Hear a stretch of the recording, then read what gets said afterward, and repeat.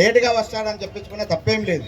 కాబట్టి మన ఉంటే మీరు చెల్లిన సంఘాలున్న వారందరి విజ్ఞప్తి ఏంటంటే ఈ క్వాలిటీ హెల్మెట్ మనం తీసుకోవాల్సి ఉంటుంది. ఇది 2 వీలర్కి సంబంధించి పెడస్ట్రియన్స్ 40%, 2 వీలర్స్ 40%. మిగిలిన 20%లో వివిధ రకాలు కార్లు అనుకోండి, ఆటోలు అనుకోండి, బస్సులు అనుకోండి, లారీలు అనుకోండి, వీటిలలో ప్రయాణించే వాళ్ళు చనిపోతున్నారు. సో మనం చెప్తున్నాం 95% మానవ తప్పిదాల వల్లనే, 5% మాత్రమే weather condition, vehicle condition, road condition వల్ల ప్రమాదాలు జరుగుతున్నాయి. అంటే 1-2% అది. అవి కూడా వాటిలో ఇంజనీరింగ్ పెరిగి ఆ రోడ్లన్నిటి కూడా సేఫ్ గా తయారు చేస్తున్నారు. వెహికల్స్ కూడా ఇవాళ రేపట్లో చాలా సేఫ్ వెహికల్స్ గా తయారై వస్తున్నాయి. సో మరి 95% మానవ తప్పిదాలు జరుగుతున్నప్పుడు మనం ఏం చేయాలి? మనుషుల్ని మార్చే ప్రయత్నం చేయాలి. అందుకే 3 విధానాలుగా మనం ఆ ప్రయత్నాలు జరుగుతున్నాయి: ఎన్ఫోర్స్మెంట్, ఎడ్యుకేషన్, ఇంజనీరింగ్. ఎన్ఫోర్స్మెంట్ అంటే రోడ్ మీద చేసేది. మీరు హెల్మెట్ లేకుండా ప్రయాణిస్తేనో, ఓవర్ స్పీడ్ ప్రయాణిస్తేనో, రోడ్డుకి అపసవ్య దిశలో ప్రయాణిస్తేనో పట్టుకొని కేసులు బుక్ చేసేది ఎన్ఫోర్స్మెంట్. ఎడ్యుకేషన్ అంటే ఇదే, అవేర్నెస్ క్యాంప్స్ చేయడం, అందరికీ తెలియజెప్పడం వివిధ మాధ్యమాల ద్వారా, పాత్రికేయ మాధ్యమాల ద్వారా, ప్రెస్ వాళ్ళ ద్వారా, media, print media, electronic media ద్వారా, మరియు ఇట్లా వచ్చిన వాళ్ళందరికీ చెప్పడం ద్వారా. తర్వాత ఇంజనీరింగ్. ఇంజనీరింగ్ ఇందాక చెప్పుకున్నాను. ఇప్పుడు మనం ఇంతకుముందు కామారెడ్డి దగ్గర రోడ్డు పైన మనం వెళ్ళాలి, టర్న్ తీసుకోవాలంటే హైవే మీద రోడ్డు పైన నుంచే టర్న్ తీసుకుంటుంటే, సో అప్పుడు ఏం జరుగుతుండే? అబ్బాయి దాంట్లో కానీ హెల్మెట్ పెట్టుకొని బతికిన వాళ్ళు ఉన్నారు. రీసెంట్ గా సినిమా హీరో సాయి ధరమ్ తేజ్, ఎంత పెద్ద యాక్సిడెంట్ అది, హెల్మెట్ ఉండడం వల్ల బతికింది. అదే సీట్ బెల్ట్ లేక, జూనియర్ ఎన్టీఆర్ తెలుసు కదా మీ అందరికి, జూనియర్ ఎన్టీఆర్ వాళ్ళ నాన్న హరికృష్ణ గారు, ఆయన మంచి డ్రైవర్. ఆయన ఎప్పుడు సీట్ బెల్ట్ పెట్టుకుని డ్రైవ్ చేస్తుంటాడు. లోపల స్కల్ కి రాకుండా రాసి ఉంటే మనం 50 కిలోమీటర్ల స్పీడ్ మాత్రమే వెళ్ళాలి, అలా మనని రెస్ట్రిక్ట్ చేస్తుంటది. ఎప్పుడైతే మనం స్పీడ్ ఎక్కువగా వెళ్తామో మన స్టాపింగ్ డిస్టెన్స్ అంతగా పెరుగుతుంది, అప్పుడు ప్రమాదం జరగడానికి ఆస్కారం ఉంటుంది. రెండవది టన్నెల్ వ్యూ అవుతుంది. టన్నెల్ వ్యూ అంటే ఏంటిది? మనము స్లోగా వెళ్తే మంచి తీరిగ్గా ఇట్లా ఇట్లా మొత్తం 180 డిగ్రీస్ చూస్తూ ఉంటాం. స్పీడ్ వెళ్తుంటే ఏమైతే, ఎంత స్పీడ్ పోతుంటే అంత టెన్షన్ అవుతుంటుంది, చూపు తగ్గిపోతుంటది, చుట్టూ చూసేంత తీరిక ఉండదు. ఎవరన్నా సైడ్ నుంచి వచ్చిందంటే మనం ఆపాలన్నా కష్టం, బ్రేకింగ్ డిస్టెన్స్, స్టాపింగ్ డిస్టెన్స్ కూడా పెరుగుతుంది. ఎందుకంటే మనం ఆలోచించే సమయం ఉంటుంది, బ్రేక్ చేసే సమయము, స్టాపింగ్ డిస్టెన్స్, ఈ 3 కలవాలి. దాన్నే పర్సెప్షన్ రియాక్షన్ టైం అని అంటారు. ఒక ఆరోగ్యవంతమైన మనిషికి 0.9 సెకండ్స్ లో అతను రియాక్ట్ అవుతాడు.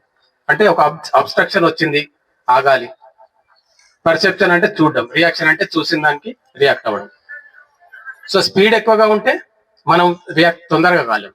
రెండవది డ్రంక్ అండ్ డ్రైవ్ కండిషన్ లో, ఆరోగ్యం బాగాలేని కండిషన్ లో, మత్తు పదార్థాలు సేవించిన కండిషన్ లో కూడా కాలేము. అందువల్ల స్పీడ్ అనేటది, స్పీడ్ థ్రిల్స్ బట్ కిల్స్ అని మనం చూస్తుంటాం, వింటుంటాం. దృష్టి రోడ్ మీద నుంచి మరడం వల్ల డిస్ట్రాక్టెడ్ మనం తీసుకోవాల్సి ఉంటుంది. ఇది 2 వీలర్కి సంబంధించి పెడస్ట్రియన్స్ 40%, 2 వీలర్స్ 40%. మిగిలిన 20%లో వివిధ రకాలు కార్లు అనుకోండి, ఆటోలు అనుకోండి, బస్సులు అనుకోండి, లారీలు అనుకోండి, వీటిలలో ప్రయాణించే వాళ్ళు చనిపోతున్నారు. సో మనం చెప్తున్నాం 95% మానవ తప్పిదాల వల్లనే, 5% మాత్రమే weather condition, vehicle condition, road condition వల్ల ప్రమాదాలు జరుగుతున్నాయి. అంటే 1-2% అది. అవి కూడా వాటిలో ఇంజనీరింగ్ పెరిగి ఆ రోడ్లన్నిటి కూడా సేఫ్ గా తయారు చేస్తున్నారు. వెహికల్స్ కూడా ఇవాళ రేపట్లో చాలా సేఫ్ వెహికల్స్ గా తయారై వస్తున్నాయి. సో మరి 90% మానవ తప్పిదాలు జరుగుతున్నప్పుడు మనం ఏం చేయాలి? మనుషుల్ని మార్చే ప్రయత్నం చేయాలి. అందుకే 3 విధానాలుగా మనం ఆ ప్రయత్నాలు జరుగుతున్నాయి: ఎన్ఫోర్స్మెంట్, ఎడ్యుకేషన్, ఇంజనీరింగ్. ఎన్ఫోర్స్మెంట్ అంటే రోడ్ మీద చేసేది.